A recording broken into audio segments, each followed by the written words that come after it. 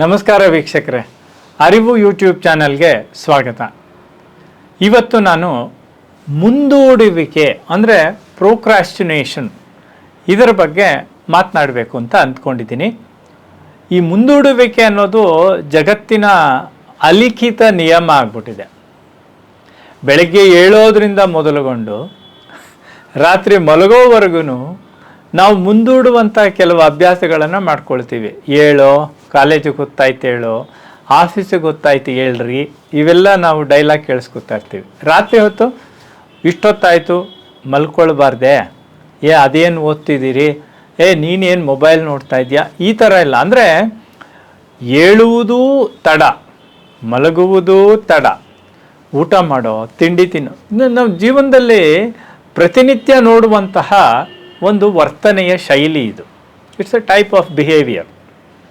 Procrastination ಅಥವಾ ಮುಂದೂಡುವುದು, ಇದನ್ನು define ಮಾಡಬೇಕು. ಅಥವಾ ಇದರ ಒಂದು ಇದೇನು ಹೇಳುತ್ತೆ ಅಂದರೆ, the act of delaying or postponing tasks despite knowing the negative consequences. ಬೆಳಗ್ಗೆ ಬೇಗ ಹೇಳದೇ ಇದ್ದರೆ ದಡಗುಟ್ಕೊಂಡು ಆಫೀಸ್ಗೆ ಹೋಗಬೇಕು ಅನ್ನೋದು ಅದು ಗೊತ್ತಿದೆ, ಆದರೂ ತಡವಾಗಿ ಹೇಳೋದು. ಈ ರೀತಿಯಲ್ಲಿ ಅಂದರೆ ನಮಗೆ ಪರಿಣಾಮಗಳು ಗೊತ್ತಿದ್ದು ಕೆಲಸಗಳನ್ನು ಮುಂದೂಡುವಂಥ ಅಭ್ಯಾಸವನ್ನು ಮುಂದೂಡುವಿಕೆ ಅಥವಾ ಪ್ರೋಕ್ರಾಸ್ಟಿನೇಷನ್ ಅಂತೀವಿ. ಇದು ಹೆಚ್ಚು ಎಲ್ಲಿ ಕಂಡು ಬರೋದು ಗೊತ್ತಾ?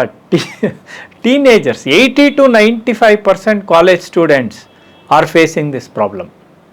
ಆ್ಯಂಡ್ 20% ಆಫ್ ದಿ ಅಡಲ್ಟ್ಸ್, 80% 95 ಜನ ವಿದ್ಯಾರ್ಥಿಗಳು ಮತ್ತು 20% ನಾವು ದೊಡ್ಡವರು ಈ ಒಂದು ಸಮಸ್ಯೆಗೆ ಒಳಗಾಗಿರ್ತೀವಿ ಸಾಮಾನ್ಯವಾಗಿ. ಹೀಗಾಗಿ ಈ ವಿಷಯದ ಪ್ರಾಮುಖ್ಯತೆಯನ್ನು ನಾವು ಅರ್ಥ ಮಾಡ್ಕೊಳ್ಬೇಕು. ಈಗ ನಾನು ಮಾತನ್ನು ಮುಂದುವರಿಸ್ತಾ, ಇದು ಹೇಗೆ ನಮ್ಮ ಕಾರ್ಯಕ್ಷಮತೆಯ ಮೇಲೆ ಪ್ರಭಾವವನ್ನು ಬೀರುತ್ತೆ, ಮಾನಸಿಕ ಆರೋಗ್ಯದ ಮೇಲೆ ಪ್ರಭಾವವನ್ನು ಬೀರುತ್ತೆ ಮತ್ತು ಜೀವನದ ಸಂತೃಪ್ತಿಯನ್ನು ಪಡೆದುಕೊಳ್ಳುವುದರ ಮೇಲೆ ಹೇಗೆ ಪ್ರಭಾವವನ್ನು ಬೀರುತ್ತೆ ಈ ಮುಂದೂಡುವಿಕೆ ಅನ್ನೋ ವಿಚಾರವಾಗಿ ನಾನು ಮಾತುಗಳನ್ನು ಮುಂದುವರಿಸ್ತೇನೆ. ಮುಂದೂಡುವಿಕೆ ಅಂದ್ರೇನು ಅಂತ ನಮಗೆ ಗೊತ್ತಾಗೋಯ್ತು. ಅಂದರೆ ಪರಿಣಾಮ ಗೊತ್ತಿದ್ದು ಮಾಡಬೇಕಾದ ಕೆಲಸವನ್ನು ಮುಂದಕ್ಕೆ ಹಾಕ್ತಾ ಇರೋದು. ಶ್ರೀಕಂಠ ಫೋನ್ ಮಾಡ್ತಾ ಇರ್ತಾನೆ ನನಗೆ, ಸಾರ್ ನಾವು ನೆಕ್ಸ್ಟ್ ವಿಡಿಯೋ ಶೂಟ್ ಮಾಡಬೇಕು, ನಾನು ಹೇಳ್ತೀನಿ ಸ್ವಲ್ಪ ತಡೆಯೋ, ಮುಂದಿನ ವಾರ ಮಾಡೋಣ, ಏನೋ ಕೆಲಸ. ಆದರೆ ನಮ್ಮದೊಂದು ಕಮಿಟ್ಮೆಂಟ್ ಇರುತ್ತಲ್ವ, ನಾವು ಇಂಥ ದಿನ ಇಂಥ ಹೊತ್ತು ಇಷ್ಟೊತ್ತಿಗೆ ನಮ್ಮದೊಂದು ಚಾನಲ್ನಲ್ಲಿ ಈ ವಿಡಿಯೋವನ್ನು ಪ್ರಸಾರ ಮಾಡ್ತೇವೆ, ನೀವೆಲ್ಲ ಕಾಯ್ತಾ ಇರ್ತೀರಾ. ಈಗಾಗಲೇ ಎಷ್ಟೊಂದು ಜನ ಸಬ್ಸ್ಕ್ರೈಬರ್ಸ್ ಇದ್ದೀರಾ, ನೀವು ಕಾಯ್ತಾ ಇರ್ತೀರಾ ವಿಡಿಯೋ ನೋಡಬೇಕು ಅಂತ. ನಿಮ್ಮ ಸ್ನೇಹಿತರಿಗೆ ಎಷ್ಟೋ ಜನ ತಿಳಿಸ್ತೀರಾ, ಲೈಕ್ ಬಟನ್ಗಳನ್ನು ಒತ್ತಾ ಇರ್ತೀರಾ, ಸಬ್ಸ್ಕ್ರೈಬ್ ಮಾಡಿಸ್ತಾ ಇರ್ತೀರಾ, ನೀವು ಮಾಡ್ತಾ ಇರ್ತೀರಾ. ಇದೆಲ್ಲ ನಾನು ಮುಂದೂಡ್ಬಿಟ್ರೆ, ಶ್ರೀಕಂಠ ನೆನಪು ಮಾಡಿದ್ರು ನಾನು ಮುಂದೂಡ್ಬಿಟ್ರೆ, ವಿಡಿಯೋ ಸಕಾಲಕ್ಕೆ ಬರದೇ ಇದ್ರೆ, ನಿಮಗದು ದೊರೀದೇ ಇದ್ದರೆ ಈ ಪರಿಣಾಮ ನೋಡಿ. ಇದನ್ನೇ ನಾನು ಹೇಳಿದ್ದು. ಕಾರ್ಯಕ್ಷಮತೆ ಯಾವ ರೀತಿಯಲ್ಲಿ ಪ್ರಭಾವ ಬೀರುತ್ತೆ, ಜೀವನ ಸಂತೃಪ್ತಿಯನ್ನು ಪಡ್ಕೊಳ್ಳೋದ್ರಲ್ಲಿ ಯಾವ ರೀತಿ ಈ ಮುಂದೂಡುವಿಕೆ ನೆಗೆಟಿವ್ ಅಥವಾ ನಕಾರಾತ್ಮಕ ಪರಿಣಾಮವನ್ನು ಬೀರುತ್ತೆ, ಇವನ್ನೆಲ್ಲ ನಾವು ನೋಡ್ತೇವೆ. ಈಗ ಕಾರಣಗಳೇನು, ಯಾಕೆ ನಾವು ಮುಂದಕ್ಕೆ ಹಾಕ್ತೇವೆ ಅನ್ನೋದನ್ನು ಕ್ರಮವಾಗಿ ನೋಡೋಣ. ಒಂದು ಸೈಂಟಿಫಿಕ್ ಆಗಿ ಅಂದರೆ ವೈಜ್ಞಾನಿಕವಾಗಿ ವಿಮರ್ಶೆ ಮಾಡಬೇಕು. ಇದು ಮನುಷ್ಯನ ಸಹಜ ಸ್ವಭಾವ. 80 to 95% college students, 20% adults we are going through this process. ಅಂದರೆ ಇದಕ್ಕೆ ಕಾರಣ ಏನಿರಬೇಕು, ಅಷ್ಟೇ ಸೂಕ್ಷ್ಮವಾಗಿರ್ಬೇಕಲ್ವಾ. ಯಾತಕ್ಕೆ ಅಂತ ನೋಡಿದಾಗ ಮುಖ್ಯವಾಗಿ 3-4 ಬಗೆಯ ನಮಗೆ ಕಾರಣಗಳು ಸಿಕ್ಕತ್ತೆ. 3 ಬಗೆ ಮುಖ್ಯವಾಗಿ ನಮಗೆ ಸಿಕ್ಕೋದು. ಅದರಲ್ಲಿ ಮೊದಲನೇದಿದೆಯಲ್ಲ, ತಕ್ಷಣದ ಲಾಭ. ನನಗಿವಾಗ ಒಂದು ಕೆಲಸವನ್ನು ಮುಂದಕ್ಕೆ ಹಾಕಿದ್ರೆ ನನಗೇನು ತಕ್ಷಣದ ಲಾಭ ಅಂತಂದರೆ, ಮುಂದೆ ಗಂಟೆಗಟ್ಟಲೆ ಕೂತ್ಕೋಬೇಕು, ಆ ಲೈಟ್ ಫೇಸ್ ಮಾಡಬೇಕು, ಮೈಕ್ ತಗಲಾಕೋಬೇಕು, ಒಂದು ವಿಷಯಕ್ಕೆ ನಾನು ತಯಾರಿ ಮಾಡಬೇಕು, ಮಾತನಾಡಬೇಕು ಅಲ್ವಾ. ನಾನೇನಾದ್ರು ಈ ವಾರ ಬೇಡ ಮುಂದಿನ ವಾರ ಮಾಡೋಣ ಅಂದರೆ ನನಗೆ ಆ 1 ವಾರ ಬಿಡುವು ಸಿಕ್ತಲ್ಲ, ಅದು ತಕ್ಷಣದ ಲಾಭ. ದ ಪ್ರೆಸೆಂಟ್ ಬಯಾಸ್ ಅಂತ ನಾವು ಕರಿತೇವೆ.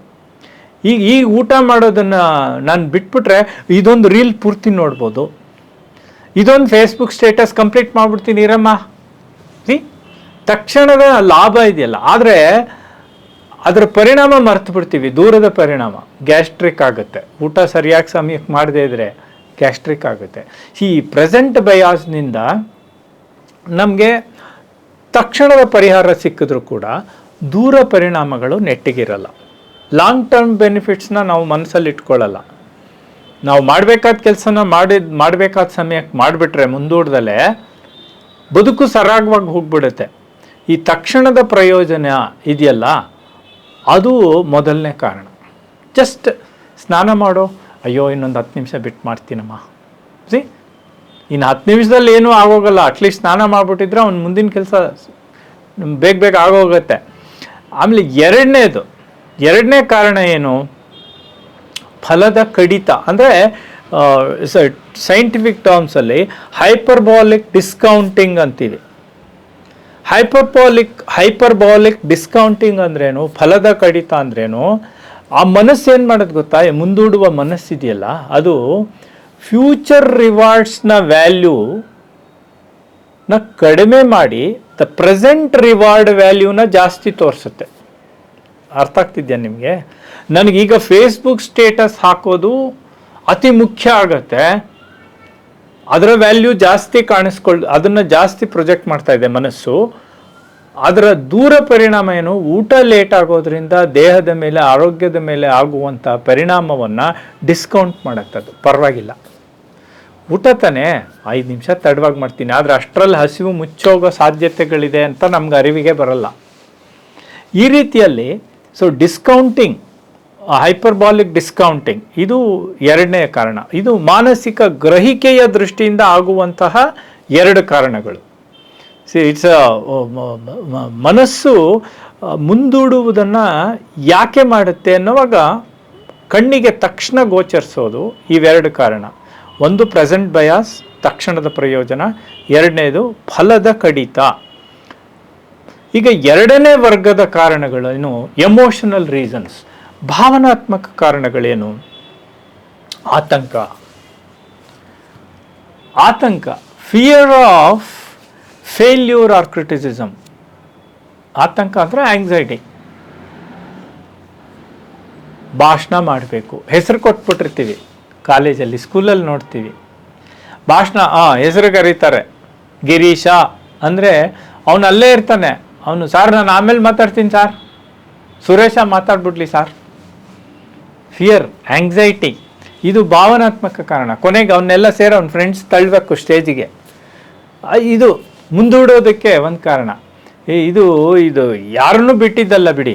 This fear or this anxiety postpone ಮಾಡೋದಕ್ಕೆ ಇದೊಂದು ಕಾರಣ. ಪ್ರೊಕ್ರಾಸ್ಟಿನೇಟ್ ಮಾಡೋಕ್ಕೆ, ಮುಂದೂಡೋದಕ್ಕೆ ಭಾವನಾತ್ಮಕ ಕಾರಣಗಳಲ್ಲಿ ಮೊದಲನೇ ಕಾರಣ anxiety, the fear of failure. ಪರೀಕ್ಷೆ ಬರೆಯಲ್ಲ ಎಷ್ಟೋ ಮಕ್ಕಳು, ಆಮೇಲೆ ಆ ವಿಷಯಕ್ಕೆ ನಾನು ಬರ್ತೇನೆ. ಪರೀಕ್ಷೆ ಬರೆಯೋದಿರಲಿ, ಇದು ಯಾವ ಮಟ್ಟಕ್ಕೆ ಬದುಕನ್ನು ಎತ್ಕೊಂಡು ಹೋಗ್ಬಿಡುತ್ತೆ ಅಂದರೆ, ಕೆಲಸಕ್ಕೆ ಸೇರ್ಕೊಳ್ಳಲ್ಲ, ಮದುವೆ ಮಾಡ್ಕೊಳ್ಳಲ್ಲ, ಸಮಾಜದಲ್ಲಿ ಮಿಕ್ಸ್ ಆಗಲ್ಲ. ಇವೆಲ್ಲವೂ ಕೂಡ ಒಂದಲ್ಲ ಒಂದು ರೀತಿಯಲ್ಲಿ ಅವಾಯ್ಡೆನ್ಸ್ ಬಿಹೇವಿಯರ್ಗೆ ಮೂಲ ಬೀಜ ಆಗ್ಬಿಡುತ್ತೆ. ಇದು ಭಾವನಾತ್ಮಕ ಕಾರಣ. ಆಮೇಲೆ ಎರಡನೇ ಕಾರಣ ಭಾವನಾತ್ಮಕವಾದ ವಿಚಾರದಲ್ಲಿ ಅಂತಂದರೆ ಪರಿಪೂರ್ಣತಾವಾದ, ಪರ್ಫೆಕ್ಷನಿಸಮ್. ಯಾಕೆ ಮುಂದೂಡ್ತೀವಿ ಅಂತಂದರೆ ಕೆಲಸ ಪರ್ಫೆಕ್ಟಾಗಿ ಆಗಬೇಕು. ಬಾರೆ ಶೂಟಿಂಗ್ ಮಾಡೋಣ, ಇಲ್ಲ ಸಾರ್ ಲೈಟಿಂಗ್ ಸರಿ ಇಲ್ಲ, ಹೊಸ ಲೈಟ್ ತರಬೇಕು. ಇರೋದ್ರಲ್ಲಿ ಮಾಡೋಣ ಬನ್ನಿರಿ, ನಾವು ಕಮಿಟ್. ನಾನು ಸುಮ್ಮನೆ ತಮಾಷೆಗೆ ಹೇಳಿದೆ.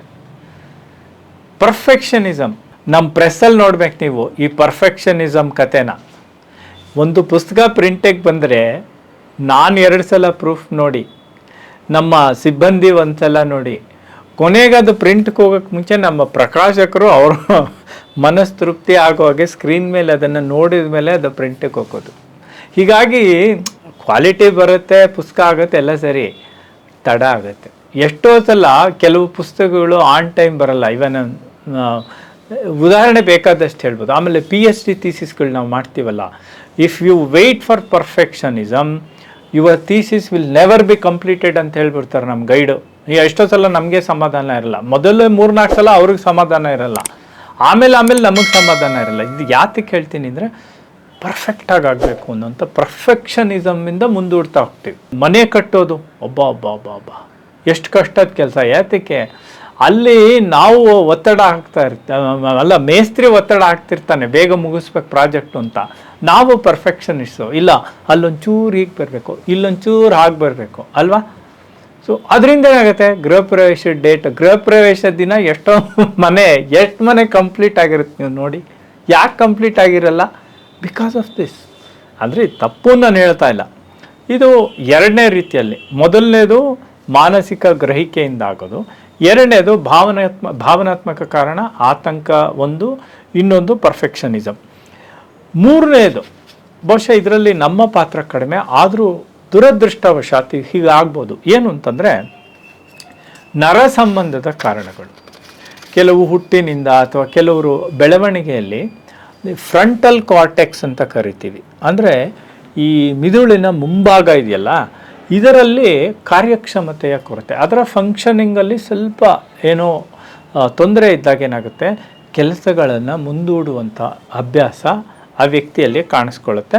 ಇದಕ್ಕೆ ಮಿದುಳಿನ ರಚನೆಯ ಕಾರಣ, ಅದನ್ನು ನಾವು ವ್ಯಕ್ತಿಯ ಮೇಲೆ ಆರೋಪಿಸೋಕ್ಕಾಗಲ್ಲ. ಆದರೆ ಸತತ ಪ್ರಯತ್ನದಿಂದ ಮಂಗನಿಂದ ಮಾನವನಾಗಬಹುದು ಅಂತಂದರೆ, ನಾವೂ ಸತತ ಪ್ರಯತ್ನದಿಂದ ಈ ಮುಂದೂಡುವಿಕೆಯ ಅಭ್ಯಾಸವನ್ನು ಬಿಟ್ಟು ಬಿಡ್ಬೋದು, ಮುಂದಕ್ಕೆ ಬರ್ಬೋದು. ಇದು ನಾವು ಕಾರಣಗಳು ನೋಡಿದ್ವಿ. ಮೊದಲನೇದು ಮುಂದೂಡುವಿಕೆ, ಪ್ರೋಕ್ರಾಸ್ಟಿನೇಷನ್ ಅಂದರೆ ಏನು ಅಂತ ಡೆಫಿನೇಷನ್ ನೋಡಿದ್ವಿ. ಈ ಕಾರಣಗಳನ್ನು ನೋಡಿದ್ವಿ, 3 ಬಗೆಯ ಕಾರಣಗಳನ್ನು. ಈಗ ಮುಂದೂಡುವಿಕೆಯ ಮಾದರಿಗಳು ಅಂದರೆ ಟೈಪ್ಸ್ ಅಥವಾ ಡಿಫ್ರೆಂಟ್ ವೆರೈಟೀಸ್ನ ನಾವು ಗಮನಿಸೋಣ. ಮೊದಲನೇದು ಅವಾಯ್ಡರ್ಸ್ ಅಂದರೆ ನಿವಾರಕರು. ಸ್ವಲ್ಪ ಬೇಡ ಅಂತ ನಿವಾರಣೆ ಮಾಡೋದು. ಉದಾಹರಣೆಗೆ ನಾವು ಸ್ಟಾಫ್ ಟೂರ್ನಮೆಂಟ್ ಆಡಬೇಕಾದ್ರೆ ಕ್ರಿಕೆಟ್ ಓಪನಿಂಗ್ ಹೋಗೋಕ್ಕೆ ಆಮೇಲೆ ಚಿಕ್ಕ ಮಕ್ಕಳಲ್ಲೂ ನಾವು ನೋಡಿರ್ತೀವಿ. ಇದು ಕ್ರಿಕೆಟಲ್ಲಿ ಟಾಸ್ ಗೆದ್ದಾಗ ಫಸ್ಟ್ ತಗೊಳ್ಳೋದೆ ಅವ್ರ ಬ್ಯಾಟಿಂಗು. ಚಿಕ್ಕ ಹುಡುಗರಾದಾಗ ನಾವೇನು ಮಾಡ್ತೀವಿ, ಟಾಸ್ ಗೆದ್ದು ಬ್ಯಾಟಿಂಗ್ ತೊಗೊಂಡು ನಾನು ಫಸ್ಟ್ ಬ್ಯಾಟಿಂಗ್ ಹೋಗೋದು ಅಂತ ಕೆಲವರು. ಆದರೆ ಅದೇ ನಾವು ದೊಡ್ಡವರಾದ್ಮೇಲೆ ನಾವೇನು ಮಾಡ್ತೀವಿ, ನಾವು ಸ್ಟಾಫ್ ಟೂರ್ನಮೆಂಟ್ ಆಡಿದಾಗ ಓಪನಿಂಗ್ ಬ್ಯಾಟ್ಸ್ಮನ್ ಯಾರು ಹೋಗೋದು ಅಂತ ಆ ಕಡೆ ಈ ಕಡೆ ನೋಡ್ತೀವಿ ಹೊರತು ನಾನು ಅಂತ ಯಾರು ಮುಂದೆ ಹೋಗಲ್ಲ. ಅಂದರೆ ಟೀಮಲ್ಲಿ ಮೊದಲೇ ಫಿಕ್ಸ್ ಮಾಡ್ಕೊಂಡಿದ್ರೆ ಹೋಗ್ತೀವಿ, ಇಲ್ಲದ್ರೆ ಆಮೇಲೆ ಅಲ್ಲೂ ಅಷ್ಟೇ, ನಾನು 1 ಡೌನ್ ಹೋಗಲ್ಲಪ್ಪ, ನಾನು 2 ಡೌನ್ ಹೋಗಲ್ಲಪ್ಪ, ನಾನು 3 ಡೌನೋ 4 ಡೌನೋ ಹೋಗ್ತೀನಿ ಅಂತ. ಅವಾಯ್ಡರ್ಸ್. ನಾನು ಸುಮ್ಮನೆ ತಮಾಷೆಗೆ ಹೇಳಿದೆ, ಎಲ್ಲ ಸ್ನೇಹಿತರ ವಲಯದಲ್ಲಿ ಇದು ನಡೀತಾ ಇರುತ್ತೆ. ಯಾಕೆ ಅಂತಂದರೆ ಭಯ ಮತ್ತು ಸವಾಲಿನ ಸಂದರ್ಭಗಳು, ಚಾಲೆಂಜಿಂಗ್ ಸಿಚುಯೇಷನ್ಸ್ ಬಂದಾಗ ನಾವು ಅವಾಯ್ಡ್ ಮಾಡ್ತೀವಿ. ಯುದ್ಧದ ಸಂದರ್ಭದಲ್ಲಿ ಎಷ್ಟು ಜನ ಸೈನಿಕರು ಮಾನಸಿಕ ಸ್ಥಿಮಿತವನ್ನು ಕಳ್ಕೊಳ್ತಾರೆ. ಯಾಕೆಂತಂದರೆ death is a definite gift in a war. ಅದು ಯಾತಕ್ಕೆ ಇದನ್ನು ಹೇಳ್ತಾ ಇದ್ದೀನಿ ಅಂದರೆ, ಅವಾಯ್ಡರ್ಸ್, ಆರ್ಮಿಲಿ ಡೆಸರ್ಟರ್ಸ್ ಇರ್ತಾರೆ, ಅವ್ರಿಗೆ ಕಟುವಾದ ಶಿಕ್ಷೆ ಎಲ್ಲ ಇರ್ತದೆ, ಅದೆಲ್ಲ ಬೇರೆ ವಿಷಯ. ಆದರೆ ಯಾಕೆ ಮಾಡ್ತಾರೆ? ಅಷ್ಟು ವರ್ಷ ಸೈನಿಕ ತರಬೇತಿಯನ್ನು ತಗೊಂಡವರು ಯಾಕೆ ಇದ್ದಕ್ಕಿದ್ದಾಗೆ ಸೈನ್ಯವನ್ನು ಬಿಟ್ಟು ಓಡಿ ಬರ್ತಾರೆ? That's A type of avoidance. ಪರೀಕ್ಷೆಗಳನ್ನು ನಾನು ಆಗಲೇ ಹೇಳಿದೆ, ಈ ಅವಾಯ್ಡರ್ಸಲ್ಲಿ ನಾನು ವಿದ್ಯಾರ್ಥಿಗಳಲ್ಲಿ ಗಮನಿಸೋದು, ಟೆಸ್ಟ್ ದಿನ ಚಕ್ಕರ್ ಹಾಕೋದು ಮಕ್ಕಳು, ಅವತ್ತೇ ಹೊಟ್ಟೆ ನೋವು ಬರುತ್ತೆ, ಅವತ್ತೇ ಹೊಟ್ಟೆ ಅಪ್ಸೋಟ್ ಆಗುತ್ತೆ, ಅವತ್ತೇ ಜ್ವರ ಬರುತ್ತೆ. It's a type of avoidance. So ಇದು ಮೊದಲನೆಯ ಮಾದರಿ. ಯಾವುದರಲ್ಲಿ? ಮುಂದೂಡುವಿಕೆ, ಪ್ರೋಕ್ರಾಸ್ಟಿನೇಷನ್. ಎರಡನೇವರು ಆಶಾವಾದಿಗಳು. ಅವ್ರಿಗೇನಂದರೆ overestimation of the time. PhD 5 ವರ್ಷ ತಾನೇ, 3 ವರ್ಷ ಆರಾಮಾಗಿ UGC ಸ್ಕೇಲು, ಆರಾಮಾಗಿ ಸ್ಟಡಿ ಹಾಲಿಡೇಸು, ಲಾಸ್ಟ್ 2 ಇಯರ್ಸಲ್ಲಿ ಮುಗಿಸ್ಬಿಡೋಣ PhD ಅಂದ್ಕೊಂಡಿರ್ತೀವಿ. ಆಮೇಲೆ ಅನ್ಕೋತೀವಿ, ಏನು 5 ಚಾಪ್ಟರ್ ತಾನೇ, 6 ತಿಂಗಳಲ್ಲಿ ಬರೆದು ಬಿಸಾಕ್ತೀನಿ. ಆಗಲ್ಲ, ಕೊನೆಗೆ ಎಕ್ಸ್ಟೆನ್ಷನ್ನು. ಇದು ಯಾತಕ್ಕೆ ಹೇಳಿದೆ ಅಂದರೆ, ತೀವ್ರ ಆಶಾವಾದಿಗಳು ನಾವು ಕೆಲವು ಸಂದರ್ಭಗಳಲ್ಲಿ. ಎಷ್ಟು ಗಂಟೆಗೆ ಟ್ರೈನು? 9:15. 8:15 ಮನೆ ಬಿಟ್ಟರೆ ಸಾಕ್ರಿ, 15 ನಿಮಿಷ ಆಟೋಲಿ, ಆ ಟ್ರಾಫಿಕ್ ಜಾಮ್ ಆಯಿತು, ಟೆನ್ಷನ್.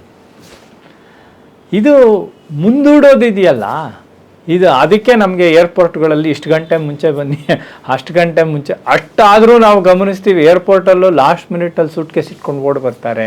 ಹಾಂ, ಇವೆಲ್ಲ ಸಿನಿಮಾಲ್ಲಿ ನೋಡಿದ್ದಲ್ಲ, ನಿಜ ಜೀವನದಲ್ಲಿ ಇವೆಲ್ಲ ನಡೆಯುತ್ತೆ. ಇವರೆಲ್ಲ ಏನಪ್ಪ ಅಂತಂದರೆ ತೀವ್ರ ಆಶಾವಾದಿಗಳು, ಅದರಿಂದ ಇವರು ಮುಂದೂಡ್ತಾರೆ. ಮೊದಲನೇ ಅವರು ಬಿಕಾಸ್ ಆಫ್ ಆಂಗ್ಸೈಟಿ ಅವಾಯ್ಡರ್ಸ್, ಅದು ಒಂದು ಬಗೆ.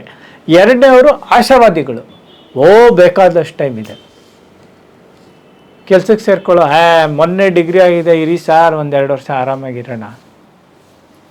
ಆಮೇಲೆ ಹೀಗೆ ಜೀವನದಲ್ಲಿ ಮುಂದಕ್ಕೆ ಆಗ್ತಾ ಇದ್ರೆ ಕೆಲವನ್ನ ನಾವು ಗುರಿಗಳನ್ನು, ನಿಶ್ಚಿತ ಗುರಿಗಳನ್ನು ತಲುಪೋದು ತಡ ಆಗುತ್ತೆ. ಮುಂದೂಡುವಿಕೆ ಇದೊಂದು ಕಾರಣ. ಇನ್ನು ಮೂರನೇದು, ಇದರಲ್ಲಿ ತಿರ್ಗಾ ಬರ್ತೀವಿ ನಾವು, ಪರ್ಫೆಕ್ಷನಿಸ್ಟ್ಗಳು, ಪರಿಪೂರ್ಣತಾವಾದಿಗಳು. ಹಿಂದೆನೂ ನೋಡಿದ್ವಿ ನಾವು ಇವ್ರನ್ನ. ಇವ್ರಿಗೇನಂದರೆ ಕೆಲಸವನ್ನು ಮತ್ತೆ ಮತ್ತೆ ಮತ್ತೆ ಮಾಡೋದು. ನ್ಯಾಕ್ ಕೆಲಸ ಇರ್ಬೋದು, PhD ಕೆಲಸ ಇರ್ಬೋದು, ಅಥವಾ ಒಂದು ಮಗು ಹೋಮ್ವರ್ಕ್ ಮಾಡೋಕ್ಕೆ ಕೂತ್ಕೊಂಡಾಗ ಗುಂಡಗೆ ಬರೆಯೋದು, ನೀಟಾಗಿ ಬರೆಯೋದು. ಕೆಲಸ ನಿಧಾನ ಆಗುತ್ತೆ. ಕೆಲಸವನ್ನು ಬೇಗ ಮಾಡಬೇಕು, ತುಂಬ ಕಾರ್ಯಕ್ಷಮತೆಯಿಂದ ಮಾಡಬೇಕು. ಆಮೇಲೆ ಒಂದು ಕೆಲಸಕ್ಕೆ ಇಷ್ಟು ಟೈಮ್ ಅಂತ ನಿಗದಿ ಮಾಡ್ಕೊಳ್ಳದೆ ಇದ್ದರೆ, ನಾವು ಪರಿಪೂರ್ಣತಾವಾದಿಗಳಾದರೆ ಆ ಕೆಲಸ ಮುಗಿಯೋದೇ ಇಲ್ಲ. ಉದಾಹರಣೆಗೆ ನಾನೇ ಹೇಳ್ತೇನೆ, ನನ್ನ ಬದುಕಿಂದು ಸಂಪಾದಕೀಯ ಪತ್ರಿಕೆಗೆ 25ನೇ ತಾರೀಕು ಒಳಗೆ ಹೋಗಬೇಕು ಅನ್ನೋ ಡೆಡ್ಲೈನ್ ಇಲ್ಲದೆ ಹೋದರೆ, ನನಗೆ 20ನೇ ತಾರೀಕು ಪ್ರೆಸ್ಸಿಂದ ಫೋನ್ ಬರದೇ ಇದ್ದರೆ ನಾನು ಪೆನ್ ಕೈಗೆ ತಗೊಳ್ಳೋದೇ ಇಲ್ಲ. ಯಾಕೆ? ಏನು 750-800 ಪದ ತಾನೇ ಬರೀತೀನಿ. ಬರೆದಿದ್ದನ್ನು ತಿದ್ದೋದು ನನಗೆ ಅದಕ್ಕೆ 2 ಪ್ರೂಫ್ಗಿಂತ ಜಾಸ್ತಿ. ಯಾವುದೇ ಪ್ರೆಸ್ಸಲ್ಲಿ ನೋಡಿ ಒಂದು ನಿಯಮ ಇದೆ, 2 ಪ್ರೂಫ್ ಕೊಡೋದು. 3ನೇ ಪ್ರೂಫ್ ಕೊಟ್ಟರೆ ಚಾರ್ಜ್ ಮಾಡ್ತಾರೆ, ಎಕ್ಸ್ಟ್ರಾ ಚಾರ್ಜ್. ಯಾಕೆ ಇವೆಲ್ಲ ತರ್ತಾರೆ ಅಂದರೆ, ನಮ್ಮಂಥ ಪರ್ಫೆಕ್ಷನಿಸ್ಟ್ಗಳಲ್ಲಿ ಪೆನ್ ಹಿಡ್ಕೊಂಡು ಕೂತಿರ್ತೀವಿ. ಅಲ್ಲೊಂದು ಕಾಮ, ಒಂದು ಫುಲ್ ಸ್ಟಾಪು, ಒಂದು ಡಬಲ್ ಇನ್ವರ್ಟು, ಸಿಂಗಲ್ ಇನ್ವರ್ಟು, ಸೆಮಿಕೋಲನ್ನು, ಇದನ್ನೆಲ್ಲ ತಿದ್ದಬೇಕು, ಇಲ್ಲ ಅಂತಲ್ಲ. But if you wait for perfection, no book can be completed. So ಹೀಗಾಗಿ ಯಾಕೆ ಮುಂದೂಡ್ತೀವಿ? ಒಂದು ಮಾದರಿಯಲ್ಲಿ ಇದೊಂದು, it's a type of procrastination. ಆಮೇಲೆ ಕೊನೆಯ ವಿಭಾಗ ಅಂದರೆ ಕೊನೆಯ ಮಾದರಿ ಯಾರಪ್ಪ, ಯಾವ ರೀತಿ ಜನ ಇರ್ತಾರೆ ಮುಂದೂಡೋರಲ್ಲಿ ಅಂದರೆ, ಅತಿ ನಿರತರು, too much of involvement, busy procrastinators. ಅಂದರೆ ಮಾಡಬೇಕಾದ ಕೆಲಸ ಬಿಟ್ಟು ಬೇರೆದ್ರಲ್ಲಿ ಬ್ಯುಸಿ. ನಾನು ಮಾಡಬೇಕಾಗಿರೋ ಕೆಲಸ ಇದು, ಆದರೆ ಇನ್ನೇನೋ ಮಾಡ್ತಾ ಇರ್ತೀನಿ. ಒಂದು ಮಗುಗೆ ಗಣಿತ ಹೋಮ್ವರ್ಕ್ ಮಾಡೋಕ್ಕೆ ಇಷ್ಟ ಇಲ್ಲ, ಅದೇನು ಮಾಡುತ್ತೆ, ಸೈನ್ಸ್ ಹೋಮ್ವರ್ಕ್ ತೊಗೊಂಡು ಚಿತ್ರ ತಿದ್ದಿ ಬರೀತಾ ಇರುತ್ತೆ. It is busy. The child is, ನೀವು ಕೇಳಿ, ಓದ್ಕೊಳ್ಳೋ, ಲೆಕ್ಕ ಇರಮ್ಮ, ಸೈನ್ಸ್ ಹೋಮ್ವರ್ಕ್ ಮುಗಿಸ್ಬಿಟ್ಟು ಆಮೇಲೆ ಮ್ಯಾಥ್ಸ್ ಮಾಡ್ತೀನಿ. ನಾವು ಮನೆಯಲ್ಲಿ ಒಂದು ಕೆಲಸ ಇದೆ, ನನಗೆ ಎಡಿಟೋರಿಯಲ್ ಬರೀಬೇಕು. ನಾನು ಎಡಿಟೋರಿಯಲ್ ಬರೆಯೋದು ಬಿಟ್ಬಿಟ್ಟು ನಾನು ಭೈರಪ್ಪನವ್ರ ಒಂದು ಕಾದಂಬರಿ ಓದೋಕ್ಕೆ ಶುರು ಮಾಡ್ತೀನಿ. ಯಾವುದನ್ನು ಮಾಡಬೇಕೋ ಅದನ್ನು ಮಾಡೋದು ಬಿಟ್ಟು ಇನ್ನೇನನ್ನೋ ತಗೊಳ್ಳೋದು. ನಾನು ಕೆಲಸ ಮಾಡ್ತಿದ್ದೀನಿ, ಆದರೆ ಮಾಡಬೇಕಾದ ಕೆಲಸ ಮಾಡ್ತಿರಲ್ಲ. ಸೊ ಇವ್ರನ್ನ ಅತಿ ನಿರತರು ಅಂತ ಕರಿತೀವಿ ನಾವು. ಮನೇಲಿ ಏನೋ ಒಂದು ಫಂಕ್ಷನ್ ಇದೆ ನಾಳೆ, ಮನೆ ಕ್ಲೀನ್ ಮಾಡಬೇಕು ಎಲ್ಲ ಸದಸ್ಯರು ಸೇರಿಕೊಂಡು. ಆದರೆ ಎಲ್ಲರೂ ಅವ್ರವ್ರ ಕೆಲಸದಲ್ಲಿ ಅವರು ಬ್ಯುಸಿ ಆಗಿಬಿಟ್ರೆ ಮನೆ ಕೆಲಸ ಯಾರು ಮಾಡೋರು? ಅತಿ ನಿರತರಾದಾಗ ವ್ಯವಸ್ಥೆ ಕೆಟ್ಟು ಹೋಗುತ್ತೆ ಅಂತ ನಾನು ಉದಾಹರಣೆ ಹೇಳ್ತಾ ಇರೋದು. ಆದರೆ ಯಾವುದಕ್ಕೆ ಮುಖ್ಯ ಪ್ರಾಮುಖ್ಯತೆ ಕೊಡಬೇಕಂದ್ರೆ ಪ್ರಿಯಾರಿಟೈಸ್ ಮಾಡಬೇಕು ಅಂತ. ಇಲ್ಲದಿದ್ರೆ ಅದು ಮುಂದೂಡಿ ಕೊನೆಗೆ ಒಂದಿನ ತಲೆ ಮೇಲೆ ಬೀಳುತ್ತೆ. ಇದು ಮುಂದೂಡುವಿಕೆಯ 4 ಬಗೆಯ ಮಾದರಿಗಳನ್ನು ನೋಡಿದ್ವಿ. ಅವಾಯ್ಡರ್ಸ್, ಆಶಾವಾದಿಗಳು, ಆಪ್ಟಿಮಿಸ್ಟ್ಸ್, ಆಮೇಲೆ ಪರ್ಫೆಕ್ಷನಿಸ್ಟ್, ಆಮೇಲೆ ಬ್ಯುಸಿ ಪ್ರೋಕ್ರಾಸ್ಟಿನೇಟರ್ಸ್, 4 ಮಾದರಿ. ಆಮೇಲೆ ಇದೆಂಥ ವಿಷವರ್ತುಲ ಗೊತ್ತೇನ್ರಿ? ಮುಂದೂಡುವಿಕೆ ಅಥವಾ ಪ್ರೋಕ್ರಾಸ್ಟಿನೇಷನ್ ಅನ್ನೋದು ಇಟ್ಸ್ ಎ ವಿಷಿಯಸ್ ಸರ್ಕಲ್. ಇದೊಂದು ವಿಷವರ್ತುಲ. ಹೇಗೆ ಶುರು ಆಗುತ್ತೆ, ಹೇಗೆ ಕೊನೆ ಆಗುತ್ತೆ ಅನ್ನೋದು ಕೂಡ ನಿಮ್ಗೆ ಹೇಳ್ಬಿಡ್ತೀನಿ. It starts with a delay. ಅದು ಆರಂಭ ಆಗೋದು ಹೇಗೆ ಅಂದರೆ, ಜಸ್ಟ್ ಪೋಸ್ಟ್ಪೋನ್ ಮಾಡೋದು ಮೊದಲನೇ ಹಂತ. ಇದು ನಾಳೆ ಮಾಡೋಣ, ಇಷ್ಟೇ ನಾವು ಅಂದ್ಕೊಳ್ಳೋದು. ಎಡಿಟೋರಿಯಲ್ ಬರೀಬೇಕು, ನಾಳೆ ಬರೆಯೋಣ. ಟೆಸ್ಟ್ ಓದ್ಕೋಬೇಕಾ, ನಾಳೆ ಓದ್ಕೊಳ್ಳೋಣ. ಎರಡನೇ ಹಂತ ಏನು ಗೊತ್ತಾ, ಪೋಸ್ಟ್ಪೋನ್ಮೆಂಟಲ್ಲಿ ಈ ಪ್ರೋಕ್ರಾಸ್ಟಿನೇಷನ್. ಮೊದಲನೇದು ಡಿಲೇ, ಇನಿಷಿಯಲ್ ಡಿಲೇ. ಎರಡನೇದು ರಿಲೀಫು. ಮನಸ್ಸು ತಕ್ಷಣ ಅಬ್ಬಾ ಐ ಗಾಟ್ 24 hours, ನನಗೆ ಅಷ್ಟು ಟೈಮ್ ಸಿಕ್ತಲ್ಲ, it feels a temporary relief, temporary feeling of relief. ಇದು ಎರಡನೇ ವರ್ತುಲದಲ್ಲಿ ಎರಡನೇ ಬಿಂದು. ಮೂರನೇ ಬಿಂದು ಏನು ಗೊತ್ತಾ, ಇಲ್ಲಿಂದ ಶುರು ಕತೆ. ಗಿಲ್ಟಿ ಆ್ಯಂಡ್ ಆಂಗ್ಸೈಟಿ, ಆತಂಕ ಆಗುತ್ತೆ. ಅಯ್ಯೋ ಟೆಸ್ಟ್ಗೆ ಓದಿಲ್ಲ, ಇವತ್ತು ರಾತ್ರಿ ಓದಬೇಕಿತ್ತು, ನಾಳೆ ಬೆಳಗ್ಗೆ 10:30 ಟೆಸ್ಟು. ಮಗು ಯೋಚನೆ ಮಾಡುತ್ತೆ, ಅಯ್ಯೋ ರಾತ್ರಿ ಸಿನಿಮಾ ನೋಡಿ ಮಲ್ಕೊಳ್ಳೋಣ, ಅಥವಾ ಒಂಚೂರೇನೋ ವಾಟ್ಸಪ್ ನೋಡ್ಕೊಂಡು ಮಲ್ಕೊಬಿಡೋಣ, ಬೆಳಗ್ಗೆ ಬೇಗ 6-7 ಗಂಟೆಗೆ ಓದ್ಬಿಡೋಣ. ಹೇಳ್ಬೋದು, ಓದ್ಬೋದು, ಆದ್ರೂ ರಾತ್ರಿ ಕಾಲ ವ್ಯರ್ಥ ಆಗಿದ್ದು ಮನಸ್ಸಿನಲ್ಲಿರುತ್ತೆ. ಹೀಗಾಗಿ ಆಂಗ್ಸೈಟಿ ಆ್ಯಂಡ್ ಫಿಯರ್, ಆತಂಕ ಮತ್ತು ಭಯ ಶುರು ಆಗುತ್ತೆ. ಗಿಲ್ಟ್, ಪಾಪ ಪ್ರಜ್ಞೆ ಕಾಡೋಕ್ಕೆ ಶುರು ಆಗುತ್ತೆ. ಯಾವಾಗ ನಿಯರಿಂಗ್ ಡೆಡ್ಲೈನ್, 10:00 ಟೆಸ್ಟ್ ಕೊಡ್ತಾರೆ ಅಂದರೆ ಅವನು 9:00 ಮನೆ ಬಿಟ್ಟು ಓಡ್ತಾನೆ. ಹಿಂದಿನ ದಿನ ಸಂಜೆ ಕಾಲ ವ್ಯರ್ಥ ಆಗಿದೆ, ಬೆಳಗ್ಗೆ 1 ಗಂಟೆನೋ 1:15 ಗಂಟೆನೋ ಓದ್ಕೊಂಡಿದ್ದಾನೆ. ಅವನಿಗೆ ಗೊತ್ತಾಗುತ್ತೆ ಟೆಸ್ಟಲ್ಲಿ ಅವತ್ತು ನಾನು ಚೆನ್ನಾಗಿ ಮಾಡದೇ ಇದ್ದರೆ ಅದಕ್ಕೆ ಕಾರಣ ಏನು ಅಂತ ಅವನಿಗೆ ಚೆನ್ನಾಗಿ ಗೊತ್ತು. ಸೊ ಅದರಿಂದ he feels that guilt and anxiety. Presentation ಆಫೀಸಲ್ಲಿ ಮಾಡಬೇಕು, ಮುಂದೂಡ್ಕೊಂಡು ಬರೋದು. ನಾಳೆ ಮೀಟಿಂಗು ಅಂದರೆ ಇವತ್ತು ರಾತ್ರಿ ಕೂತ್ಕೊಂಡು ಪ್ರೆಸೆಂಟೇಷನ್ ರೆಡಿ ಮಾಡೋದು, PPT. ಕ್ವಾಲಿಟಿ ಬರಲ್ಲ. ಬೇರೆಯವ್ರಿಗೆ ಗೊತ್ತಾಗದೇ ಇರ್ಬೋದು, ನಮಗೆ ಗೊತ್ತಿರುತ್ತಲ್ಲ. ಕ್ವಾಲಿಟಿ ಬರದೇ ಇದ್ದರೆ ಅದು ಪಾಪ ಪ್ರಜ್ಞೆ, ಆಂಗ್ಸೈಟಿ. ಇದು ಮೂರನೇ ಹಂತ. ಕೊನೇ ಹಂತ ಏನು ಗೊತ್ತಾ, ಹೆಚ್ಚಿನ ಒತ್ತಡವನ್ನು ತಡ್ಕೊಳಕ್ಕಾಗ್ದಲೆ ಎತ್ತು ಮುಂದಕ್ಕೆ ಹಾಕ್ಬಿಡೋದು, ಫೈಲ್ನ ಎತ್ತಿ ಕೆಳಗೆ ಸೇರಿಸ್ಬಿಡೋದು. ಪ್ರೆಸೆಂಟೇಷನ್, ಬಾಸ್ ಯಾಕೋ ನಿನ್ನೆ ಆರಾಮಿರಲಿಲ್ಲ, ಆಲ್ಮೋಸ್ಟ್ ಆಗೋಗ್ಬಿಟ್ಟಿದೆ, ನೆಕ್ಸ್ಟ್ ವೀಕೆಂಡ್ ಇಟ್ಕೊಂಬಿಡೋಣ, ಬಾಸನ್ನು ಕೇಳೋದು. 1 ಸಲ ಆಗುತ್ತೆ, 2 ಸಲ ಆಗುತ್ತೆ, ಆಮೇಲೆ ಬಿಡಿ. ಒತ್ತಡ ಹೆಚ್ಚಿದಾಗೆಲ್ಲ ಈ ನಕಾರಾತ್ಮಕ ಭಾವನೆ ಹೆಚ್ಚಾಗುತ್ತೆ, ಮನುಷ್ಯನ ಆತ್ಮವಿಶ್ವಾಸ ಕುಸಿಯುತ್ತೆ. ಏನು ಜಗತ್ತು ಉದ್ಧಾರ ಮಾಡೋಕ್ಕೆ ನಾವು ಕೆಲಸ ಮಾಡಬೇಕಾಗಿಲ್ಲ. ನಾವು ಪೋಸ್ಟ್ಪೋನ್ ಮಾಡೋದ್ರಿಂದ ಏನಾಗ್ತಾ ಇರೋದು ಗೊತ್ತಾ, ನಮ್ಮ ವ್ಯಕ್ತಿತ್ವ, ನಮ್ಮ ಆಂತರಿಕ ಶಕ್ತಿ ಕುಸಿಯೋಕ್ಕೆ ಶುರು ಆಗುತ್ತೆ. ಹೀಗಾಗಿ ಈ ಮುಂದೂಡುವಿಕೆಯ ವರ್ತುಲ ಇದೆಯಲ್ಲ, ಈ ವಿಷವರ್ತುಲ ಇದೆಯಲ್ಲ, starting from the initial delay to the last moment of postponing it, ಅದರಿಂದ ನಾವು ಮುಕ್ತರಾಗಬೇಕು. ಇದರಿಂದ ಏನು ಪರಿಣಾಮ ಆಗುತ್ತೆ? ಏನು ಬಿಡಿ ಸರ್, ಪ್ರಪಂಚ ಯಾವತ್ತಿದ್ರು ಹಿಂಗೇನೆ. ಕೆಲವ್ರು ಹೇಳ್ತಾರೆ, ಯಾಕೋ ಹೀಗೆ ಎಫರ್ಟ್ ಹಾಕೋ ಮಾಡು ಅಂದರೆ, ಅಯ್ಯೋ ಬಿಡಿ ಸರ್ ಮಾಡಿದ್ರಾಯ್ತು, ಹೀಗೆಲ್ಲ ಉತ್ತರ ಕೊಡ್ತಾರೆ. ಆದರೆ ಪರಿಣಾಮಗಳು ಏನೇನು, ನಾನು ಯಾವ ಯಾವ ಕ್ಷೇತ್ರದಲ್ಲಿ ಮುಂದೂಡುವಿಕೆಯ ಪರಿಣಾಮಗಳನ್ನು ನೋಡ್ತೀವಿ ಅಂದರೆ, ಶಿಕ್ಷಣ ಮತ್ತು ಉದ್ಯೋಗ ಕ್ಷೇತ್ರದಲ್ಲಿ ವೈಫಲ್ಯ. ಆ ಉದಾಹರಣೆಗಳನ್ನು ನಾನು ಆಗಲೇ ಕೊಟ್ಟೆ. ಫಸ್ಟು ಟೆಸ್ಟಲ್ಲಿ ಕಡಿಮೆ ಮಾರ್ಕ್ಸ್ ಬರುತ್ತೆ, ಆಮೇಲೆ ಮಂತ್ಲಿ ಟೆಸ್ಟಲ್ಲಿ ಕಡಿಮೆ ಮಾರ್ಕ್ಸ್ ಬರುತ್ತೆ, ಆಮೇಲೆ ಮಿಡ್ ಟರ್ಮ್ ಎಕ್ಸಾಮಲ್ಲಿ ಕಡಿಮೆ ಮಾರ್ಕ್ಸ್ ಬರುತ್ತೆ, ಫೈನಲ್ ಎಕ್ಸಾಮಲ್ಲಿ ಕಡಿಮೆ ಮಾರ್ಕ್ಸ್ ಬರುತ್ತೆ, ರಿಸಲ್ಟ್ ಡೌನ್ ಆಗುತ್ತೆ. ಇದೆಲ್ಲದರ ಕಾರಣ ಏನು? ಮುಂದೂಡೋದು. ಆಫೀಸಲ್ಲಿ ಎಲ್ರಿಗೂ ಪ್ರಮೋಷನ್ ಸಿಕ್ಕುತ್ತೆ, ನನಗೆ ಯಾಕೆ ಸಿಕ್ಕಲ್ಲ?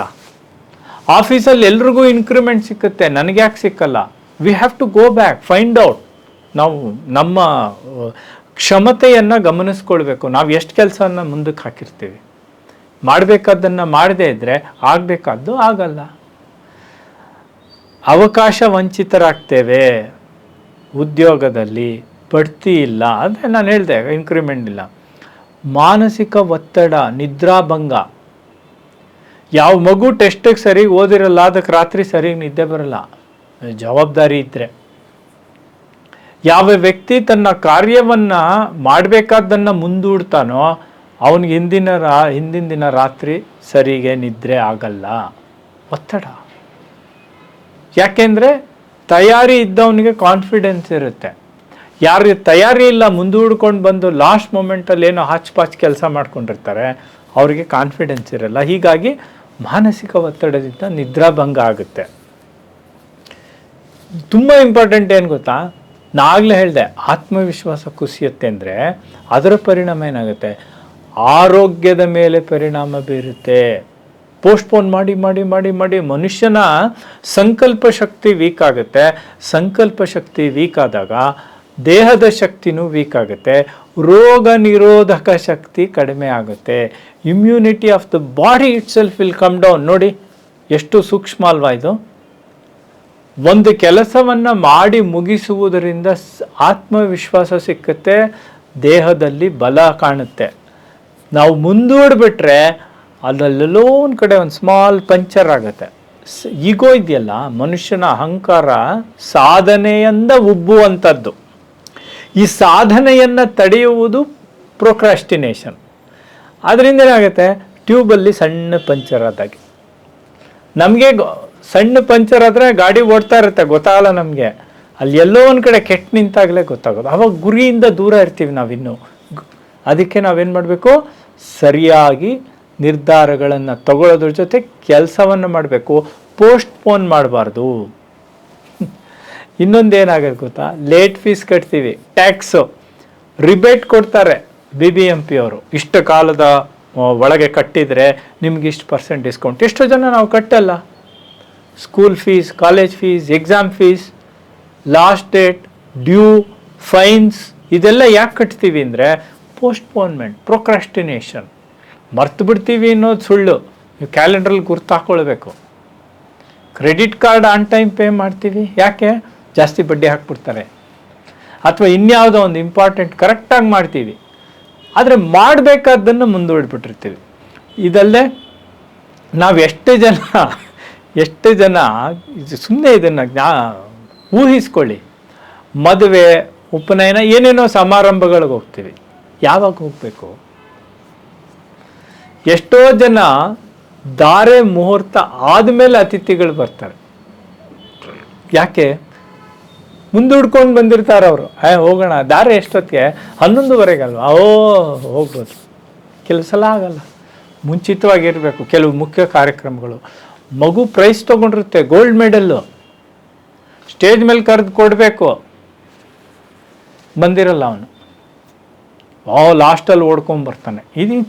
ಇದೆಲ್ಲ ಲೇಟ್ ಫೀಸ್ ಕಟ್ಟೋದು, ಸಮಾರಂಭದಲ್ಲಿ ನಾವು ಕಾಣಿಸ್ಕೊಳ್ದೇ ಇರೋದು, ಇದೆಲ್ಲವೂ ಮುಂದೂಡುವಿಕೆಯ ಪರಿಣಾಮಗಳಾಗುತ್ತೆ. ಕೊನೆಗೆ ಉದ್ಯೋಗ ನಷ್ಟ ಆಗುತ್ತೆ. ಯಾವಾಗ ನಾವು ಪದೇ ಪದೇ ಕಾರ್ಯಕ್ಷಮತೆಯನ್ನು ಕಡಿಮೆ ಮಾಡ್ಕೊಳ್ತೀವಿ, ಮುಂದಕ್ಕೆ ಹಾಕಿ ಹಾಕಿ ಹಾಕಿ ನಮಗೇನಾಗುತ್ತೆ, ಉದ್ಯೋಗದಲ್ಲಿ ನಷ್ಟ, ಅಥವಾ ಕೆಲಸದಿಂದ ತೆಗೆದುಹಾಕೋ ಸಾಧ್ಯತೆಗಳಿರುತ್ತೆ, ಆದಾಯನೂ ಕಡಿಮೆ ಆಗುತ್ತೆ.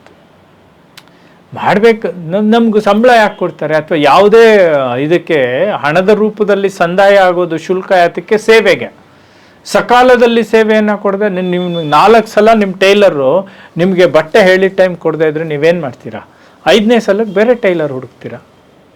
ನ್ಯಾಚುರಲ್ ಅಲ್ವಾ, ಸಹಜ ಇದು. ಸೊ ಪ್ರೊಕ್ರಾಸ್ಟಿನೇಷನ್, ಮುಂದೂಡುವಿಕೆಯಿಂದ ಅಲ್ಲಿ ಹೇಗೆ ನಷ್ಟ ಆಯ್ತು ನೋಡಿ, ಉದ್ಯೋಗ ನಷ್ಟ, ಆದಾಯ ನಷ್ಟ. ಈಗ ನಾನು ಯಾವ ರೀತಿಯಲ್ಲಿ ಇದಕ್ಕೆ ಮದ್ದನ್ನು ಕಂಡುಹಿಡಿಯೋದು, ಮುಂದೂಡುವಿಕೆಯಿಂದ ನಾವು ಪಾರಾಗುವುದು ಹೇಗೆ, ಮುಂದೂಡುವಿಕೆಯ ಆ ವರ್ತುಲದಿಂದ ಆಚೆ ಬರುವುದು ಹೇಗೆ ಅನ್ನೋದನ್ನು ನೋಡೋಣ.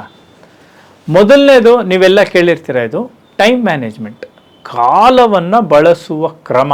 ಅದೊಂದು ಟೆಕ್ನಿಕ್. ಅದು ಎಲ್ರಿಗೂ ಒಂದೇ ಕಾಲ ಪರಿಮಾಣ ಇರೋದು. ಆದರೆ ಅದನ್ನು ಯಾರು ಸರಿಯಾಗಿ ಬಳಸ್ಕೊಳ್ತಾರೋ, ಕೆಲಸಗಳನ್ನ ಮುಂದೂಡದೆ ಅವತ್ತಿನ ಕೆಲಸವನ್ನು ರೂಪಿಸಿಕೊಂಡು ಅದನ್ನು ಚಾಲನೆಗೆ ತರ್ತಾರೋ ಅವರು ಯಶಸ್ವಿಗಳಾಗ್ತಾರೆ.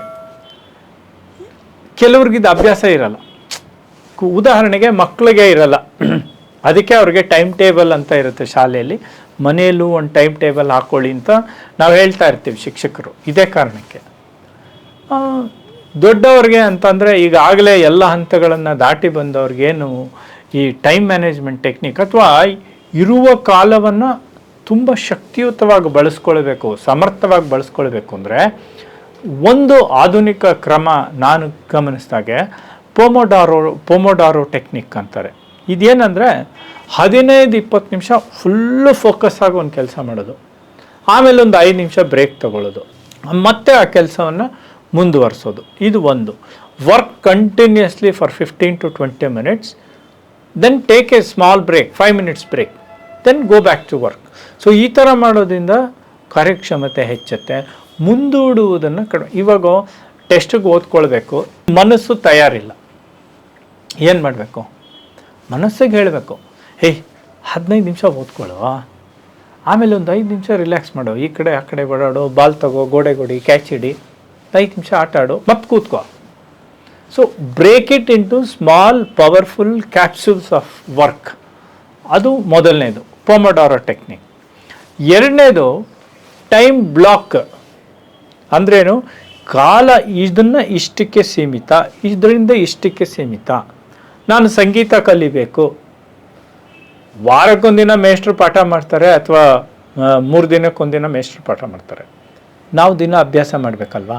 ಬೆಳಗ್ಗೆ ಮಾಡಬೇಕು ಅಂದೋಳು, ಅಯ್ಯೋ ಸಾಯಂಕಾಲ ಮಾಡೋಣ ಅಂತ ಹೀಗೆ ಪೋಸ್ಟ್ಪೋನ್ ಮಾಡ್ತಾಯಿದ್ರೆ ಸಂಗೀತ ಬರಲ್ಲ. ಸೊ ಏನು ಮಾಡಬೇಕು? ಒಂದು ಕಾಲವನ್ನು ನಿಗದಿ ಮಾಡಬೇಕು. ಸಂಜೆ ನಾನು ಆಟ ಆಡಿ ಬಂದಮೇಲೆ, ಅಥವಾ ಸಂಜೆ ನಾನು ಕಚೇರಿಯಿಂದ ಬಂದ ಮೇಲೆ 7ರಿಂದ 7:30 ಕಾಫಿ ಕುಡಿದು ಕೂತ್ಕೊಂಡ್ಬಿಡ್ತೀನಿ, ಸಂಗೀತ ಪ್ರಾಕ್ಟೀಸ್ ಮಾಡ್ತೀನಿ, ತಬಲಾ ಪ್ರಾಕ್ಟೀಸ್ ಮಾಡ್ತೀನಿ, ಹಾರ್ಮೋನಿಯಂ ಪ್ರಾಕ್ಟೀಸ್ ಮಾಡ್ತೀನಿ. ಒಂದು ನಿಗದಿತ ಸಮಯ, ಕಾಲವನ್ನು ಬ್ಲಾಕ್ ಮಾಡ್ಕೋಬೇಕು. That time is meant for that activity, nothing else. Time ಮ್ಯಾನೇಜ್ಮೆಂಟಲ್ಲಿ 2, ಒಂದು ಪೊಮೊಡಾರೋ ಟೆಕ್ನಿಕ್ಕು, ಇನ್ನೊಂದು ಟೈಮ್ ಬ್ಲಾಕಿಂಗ್. ಎರಡನೇದು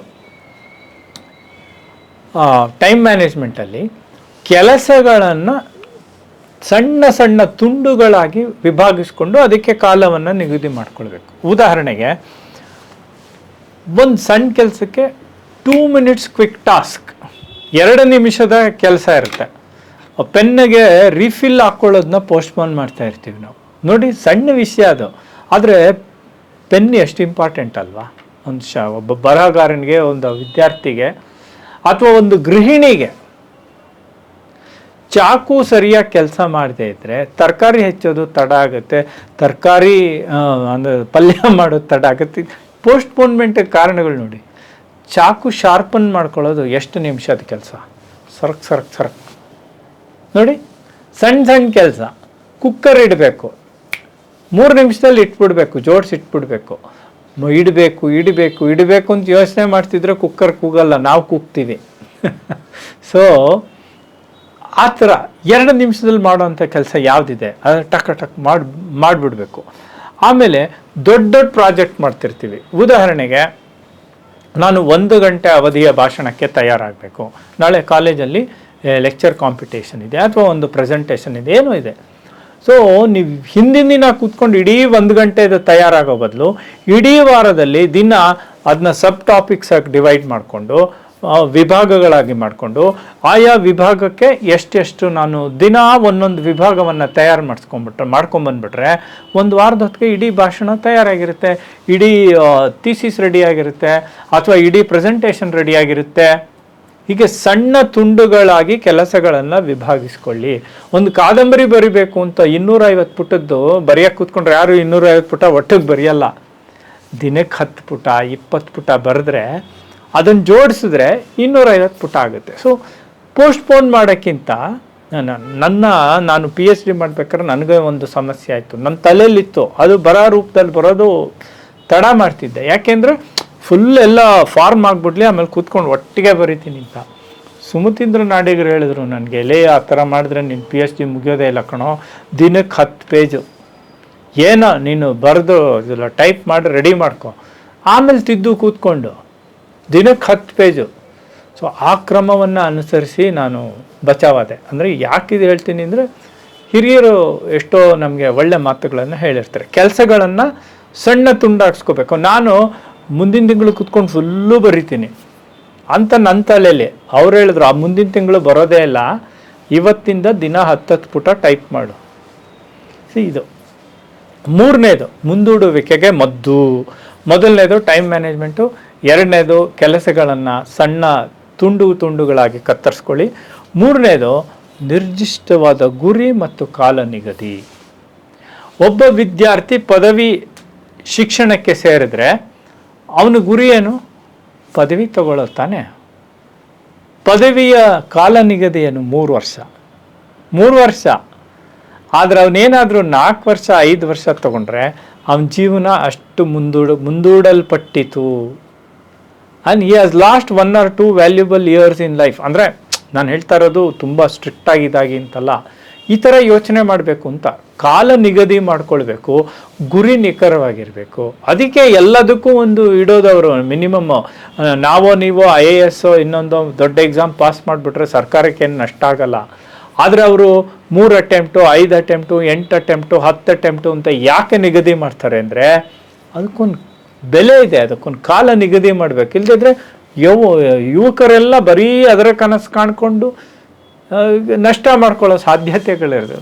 ಉದಾಹರಣೆಗೆ ಹೇಳಿದೆ. ಸೊ ಯಾವುದೇ ಗುರಿಗಾಗಲಿ ಒಂದು ನಿರ್ದಿಷ್ಟವಾದಂಥ ಕಾಲವನ್ನು ನಿಗದಿ ಮಾಡ್ಕೊಳ್ಬೇಕು. ಆಮೇಲೆ ಎಲ್ಲರಿಗೂ ಗೊತ್ತಿದೆ, ನೀವು ಇದನ್ನು ತುಂಬ ಸಲ ಕೇಳಿರ್ತೀರ, ಈ ಥರ ಗುರಿಯನ್ನು ನಿರ್ದೇಶಿಸ್ಕೊಳ್ಳುವಾಗ ಅಥವಾ ಗೋಲ್ ಸೆಟ್ಟಿಂಗ್ ಮಾಡಬೇಕಾದ್ರೆ ಇಟ್ ಶುಡ್ ಬಿ ಸ್ಮಾರ್ಟ್ ಅಂತೀವಿ. ಸ್ಮಾರ್ಟ್ ಅಂದ್ರೇನು? Specific, measurable, achievable, realistic or relevant and time framed. ಅದು ಒಂದು ಟೈಮ್ ಬೌಂಡ್ ಆಗಿರಬೇಕು, ಸ್ಮಾರ್ಟ್ ಗೋಲ್ಸ್ ಇರಬೇಕು. ಇಷ್ಟೆಲ್ಲ ಆದ್ರೂ ಒಂದು ಬಫರ್ ಟೈಮ್ ಇಟ್ಕೋಬೇಕು. ನೋಡಿ, ಇವಾಗ ದೊಡ್ಡ ದೊಡ್ಡ ಟೂರ್ನಮೆಂಟ್ ಆಗುತ್ತೆ, ಕ್ರಿಕೆಟ್ ಟೂರ್ನಮೆಂಟು, ಅದರ ಕಾಲ ಪಟ್ಟಿಯನ್ನು, ವೇಳಾ ದಿನವನ್ನು, ಅಂದರೆ ಯಾವ್ಯಾವತ್ತು ಮ್ಯಾಚ್ ಇದೆ ಅನ್ನೋದೆಲ್ಲ ಫಿಕ್ಸ್ ಮಾಡಿಬಿಟ್ಟಿರ್ತಾರೆ. ಆದರೆ ಅಕಸ್ಮಾತ್ ಮಧ್ಯದಲ್ಲಿ ಒಂದು ಬಫರ್ ಡೇ ಇಟ್ಟಿರ್ತಾರೆ, ಮಳೆ ಬಂತು, ಇನ್ನೇನೋ ವ್ಯತ್ಯಾಸ ಆಯಿತು, ಇಡೀ ಟೂರ್ನಮೆಂಟ್ ಅದರಿಂದ ಎಫೆಕ್ಟ್ ಆಗಬಾರ್ದು. ಒಂದು ಬಫರ್ ಡೇ. ಸೊ ನನಗೆ PhDಗೆ 5 ವರ್ಷ ಇದೆ ಅಥವಾ ಪದವಿಗೆ 3 ವರ್ಷ ಇದೆ ಅಂತ ಅಂದಾಗ ಒಂದು ಬಫರ್ ಇಟ್ಕೋಬೇಕು ನಾನು. ಅಯ್ಯೋ, ಅಕಸ್ಮಾತ್ ಸೆಕೆಂಡ್ ಇಯರ್ ಫೇಲ್ ಆದರೆ ಸಪ್ಲಿಮೆಂಟ್ರಲ್ಲಿ ತೊಗೊಂಡು ಅದನ್ನು 4th ಸೆಮಿಸ್ಟ್ರು 5th ಸೆಮಿಸ್ಟ್ರಲ್ಲಿ ಮುಗಿಸ್ಕೊಂಡ್ಬಿಡ್ಬೇಕು. So that is the buffer time. So ಆ ಥರ ನಾವು ತಯಾರಿ ಮಾಡ್ಕೊಳ್ದೆ ಹೋದರೆ ಕಷ್ಟ ಆಗುತ್ತೆ. ಅಂದರೆ that is how we have to handle this procrastination. ಒಂದು ಬಫರ್ ಟೈಮ್ನು ಇಟ್ಕೊಳ್ಳಿ, ಕಾಲ ನಿಗದಿ ಮಾಡಿಕೊಂಡು. ಆಮೇಲೆ ಇನ್ನೂ ಒಂದು ಒಳ್ಳೆಯ ಉಪಾಯ ಇದೆ ನಾವು ಈ ಪ್ರೊಕ್ರಾಸ್ಟಿನೇಷನ್ನ ಅವಾಯ್ಡ್ ಮಾಡೋಕ್ಕೆ. ಏನಂದರೆ ಒಂದು ಅಕೌಂಟಬಿಲಿಟಿ ಸಿಸ್ಟಮ್. ಅಂದರೆ ನಾವು ಮಾಡುವ ಕೆಲಸಕ್ಕೆ ಮೇಲ್ವಿಚಾರಣೆಯನ್ನು ರೂಪಿಸ್ಕೊಳ್ಳೋದು. ಉದಾಹರಣೆಗೆ ನಾವೆಲ್ಲ ಹಿಂದೆ ಮಾಡ್ತಿದ್ವಲ್ಲ ಕಂಬೈನ್ಡ್ ಸ್ಟಡಿ. ಕಂಬೈನ್ಡ್ ಸ್ಟಡಿ ನಿಜವಾಗ್ಲೂ ಮಾಡಿದ್ರೆ ಅದು ಎಷ್ಟು ಉಪಯುಕ್ತ ಅಂತಂದರೆ ಅಲ್ಲಿ ಒಬ್ರಿಗೊಬ್ರು ಆನ್ಸರಬಲ್. ನೀನು ಈ ಚಾಪ್ಟರ್ ರೆಡಿ ಅದೇನೋ, ನೀನು ಅದು ನಂಗೆ ಇದೊಂಚೂರು ಗೊತ್ತಾಗ್ತಾ ಇಲ್ಲ. ಸೊ ನಮಗೆ ನಾವೇ ಅಲ್ಲಿ ಒತ್ತಾಸೆ ಕೊಟ್ಕೊಂಡು we are accountable for each other and we will reach our goals together. ನಾವು ಒಟ್ಟಾಗಿ ಗುರಿಯನ್ನು ತಲುಪ್ತೇವೆ. ಒಬ್ರಿಗೊಬ್ಬರು ಬೆನ್ನು ತಟ್ಟಿ ಪ್ರೋತ್ಸಾಹಿಸಿ ಕೈಗೂಡಿಸಿ, ಅವನಿಗೆ ಮ್ಯಾಥಮೆಟಿಕ್ಸ್ ಸ್ಟ್ರಾಂಗು, ಇವನು ಸೈನ್ಸ್ ಸ್ಟ್ರಾಂಗು, ಅವರಿಬ್ಬರು ಕೂತ್ಕೊಂಡು ಎಕ್ಸ್ಚೇಂಜ್ ಮಾಡ್ಕೊಂಡ್ಬಿಟ್ರೆ ನಾಲೆಡ್ಜ್ ಆಯ್ತಲ್ಲ. That's an accountability partner. ಜೀವನದಲ್ಲೂ life partner is an accountability partner.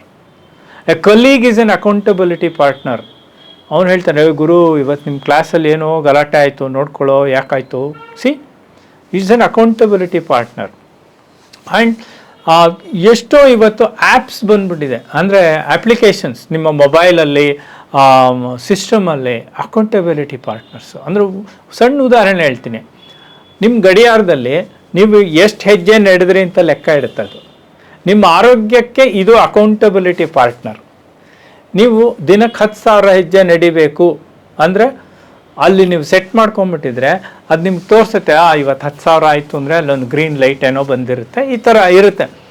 ಈ ಥರ ನಮ್ಮ ಸಿಸ್ಟಮ್ಸಲ್ಲಿದೆ. ಫಾರ್ ಎಕ್ಸಾಂಪಲ್, ನೀವು ಒಂದು ಕೋರ್ಸಿಗೆ ಜಾಯ್ನ್ ಆಗ್ತೀರ, online course, digital course, whatever it is. ಅವನಲ್ಲಿ ನಿಮಗೊಂದು ಸಿಸ್ಟಮ್ ಕೊಟ್ಟಿರ್ತಾನೆ. ಅದು ಪ್ರತಿದಿನ ನಿಮಗೆ ಮೇಲ್ ಕಳಿಸುತ್ತೆ, ನೀನು ಇಷ್ಟು % ಕೋರ್ಸ್ ಕಂಪ್ಲೀಟ್ ಮಾಡಿದ್ಯಾ, ಇಷ್ಟು ಬಾಕಿ ಇದೆ, ಇನ್ನೂ ಇಷ್ಟು ಮಾಡಬೇಕು, ಇಷ್ಟು ಕಾಲ ನಿಗದಿ ಇದೆ. ನೋಡಿ, the tracking system is already implemented. ಅಲ್ಲಿದೆ, ಅದು ಅಂತರ್ಗತವಾಗಿದೆ. ನಮ್ಮೊಳಗೂ ಇದೆ ಅಲ್ವಾ? ನಮ್ಮೊಳಗಿಲ್ವಾ ಟ್ರ್ಯಾಕಿಂಗ್ ಸಿಸ್ಟಮ್? ಇದೆ. ಇಂಡಿಕೇಟರ್ಸ್ ಇಲ್ವಾ? ಇದೆ. ಶುಗರ್ ಬಂತು ಅದ್ರೇನರ್ಥ? ನೀನು ಊಟ ತಿಂಡಿ ಮಾಡೋದನ್ನು ಪೋಸ್ಟ್ಪೋನ್ ಮಾಡ್ಕೊಂಡು ನಿನ್ನ ಆರೋಗ್ಯ ಹಾಳು ಮಾಡ್ಕೊಂಡಿದ್ಯಾ. ಈಗ ಎಚ್ಚರಿಕೆಯಿಂದ ಇರು. ನೀನು ಆರೋಗ್ಯದ ಕಡೆ ಗಮನ ಕೊಡು, ಆರೋಗ್ಯವನ್ನು ಕಡೆಗಣಿಸಬೇಡ, ಪೋಸ್ಟ್ಪೋನ್ ಮಾಡಬೇಡ, ಪ್ರೊಕ್ರಾಸ್ಟಿನೇಟ್ ಮಾಡಬೇಡ ಅಲ್ವಾ? These are apps, inner apps develop ಮನಸ್ಸು. ಆಯಿತಾ? ಕೊನೆಯ ಅಂಶ ಹೇಳ್ತೀನಿ, ಹೇಗೆ ಈ ಒಂದು ಪ್ರೊಕ್ರಾಸ್ಟಿನೇಷನ್ನ ನಾವು ಅವಾಯ್ಡ್ ಮಾಡೋದು ಅನ್ನೋಕ್ಕೆ. ಮಾನಸಿಕ ಜಾಗೃತಿ. ಮನಸ್ಸು ಜಾಗೃತವಾಗಿದ್ದರೆ ನಮಗೆ ಮುಂದೂಡೋದು ತಪ್ಪತ್ತೆ. ಧ್ಯಾನ, ಹಿಂದೆನೂ ಹೇಳಿದ್ದೆ, ಧ್ಯಾನ ಎಲ್ಲದಕ್ಕೂ ಮೂಲವಾದಂಥ ಶಕ್ತಿಯ ಸ್ರೋತ. ನಮ್ಮ ಒಳಗಿನ ಶಕ್ತಿಯನ್ನು ಸೆಳ್ಕೊಳ್ಳೋಕ್ಕೆ ಇಟ್ಸ್ ಲೈಕ್ ಹೀಟಿಂಗ್ ವಾಟರ್. ನೀರೊಳಗೆ ಶಕ್ತಿ ಇದೆ ಅಷ್ಟೊಂದು ಅಂತ ಯಾರಿಗೂ ಗೊತ್ತು? ಸ್ಟೀಮ್ ಎಂಜಿನ್ ಮಾಡಿದ್ರು ಅದರಿಂದ, ನೀರನ್ನು ಕುದಿಸಿ. ನೀರು ಹೇಗಿರುತ್ತೆ ಹಾಗೆ ಮನಸ್ಸು.